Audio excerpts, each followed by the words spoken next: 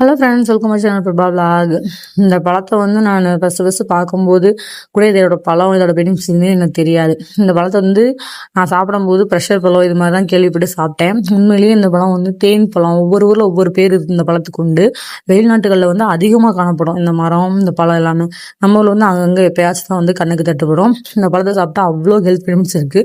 ப்ரெஷருக்கு, சுகருக்குலாம் ரொம்பவே நல்லது. செரிமானத்துக்கு அதிகமான யூஸ் ஆகுது. அப்புறம் இதை சாப்பிட்டோம்னா நோய் எதிர்ப்பு அதிகமாக நமக்கு கிடைக்குது. சருமத்துக்கு கூட ஸ்கின் இதோட இதுக்கு கூட இந்த பழம் அவ்வளோ யூஸாக இருக்குது.